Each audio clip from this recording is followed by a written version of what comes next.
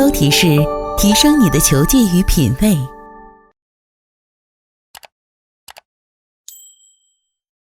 你好, my name's Jake Stirling, head coach here at the Andy Golf Academy in Shenzhen.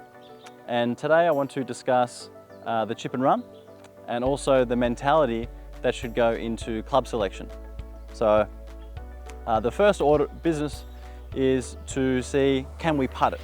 Okay, so if the green just starts here, okay, and there's only a little bit of grass to cover, we could probably putt it, okay, because putting is much more consistent. If our ball was on the green, we wouldn't chip it, we would obviously putt it. So we need to take that into consideration. You want to get the ball on the green, rolling as much as possible, and you'll be much more consistent. Okay, so can you putt it? Okay, if the answer is yes, you putt it. If the answer is no, what loft, what club will just get the ball on the green, maybe 1 or 2 yards, and then rolling to the hole? Okay, so that's the kind of mentality you need to have. Sometimes it doesn't really work because it might be too slopey. You might want to hit a higher shot to carry some slopes on the green, but in general, that's the mentality to have. Okay, now the reason for that is when the club has less loft, the ball doesn't slide up the face that much. Okay, so if we have a lot of loft, we can see the ball wants to slide up that face. We're going to have more spin and a lot less control. Now, if we have less loft, it's more of a direct hit. Okay, there's much less spin, and when the ball lands, it's much more predictable how much roll and spin we're going to have. The second thing is the swing length is much shorter. So for this shot here, if I had say a 60 degree or a 56, something like that, I would have to probably put that move on it there. So pretty quite long stroke there. But here, I've just got a 9-iron. So a 9-iron, all I would really have to do is just take it there to there, right? Now, I think we all know which one's going to be more consistent. Yeah, the one where the club head's moving less. Okay, so that's the mentality behind club selection, and I don't see enough people doing that. And I think there's reasons to blame for that. Sometimes when we go to the green on the golf course, the golf cart's a long way away, right? So we don't have the convenience of the golf bag being just there where we can choose any one of those 14 clubs to chip with, right? Because really you can use any club that you want, right? I see a lot of caddies saying before the round, what club do you usually chip with? And then they'll say 56. No matter how much grass you need to carry, no matter how long the green is, they're still going to choose 56, right?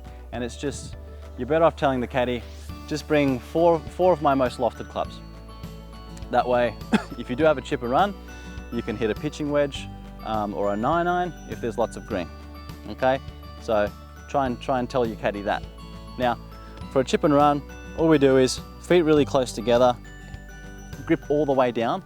Okay, I see too many people gripping up here. Yeah, if we grip up here, what we see is that plane gets quite flat. Right? Now, if I grip all the way down, see that plane gets quite vertical there. Okay? Now, when the plane's very vertical, look how straight back, straight through that club's going. Now, if I grip to the middle or maybe even to the top, now that club's on much more of an arc. So now we can hit the ground before the ball very easily. Okay? I see some very good tour players even gripping on the steel there a little bit. Okay? So with the chip and run, the two most common mistakes, they're kind of integrated, but the two most common mistakes would be gripping too high. Okay? Don't need to grip too high. We want more control, grip down. Okay? And number 2 would be standing too far away from the ball. Okay? You want to stand really close. All right?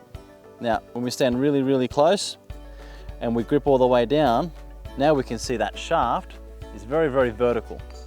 Okay? So it wants to be very straight back and very straight through. Now, if we grip to the top or the middle, stand a long way away. Now that shaft is very, very flat. So now that club will want to arc a lot. The more the club arcs, the shallower, and we're more likely to hit the ground before the ball.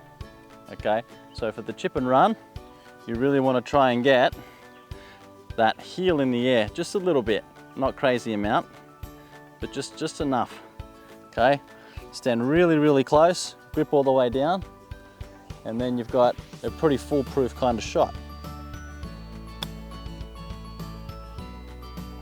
All right, keeping the structure in the arms and hands.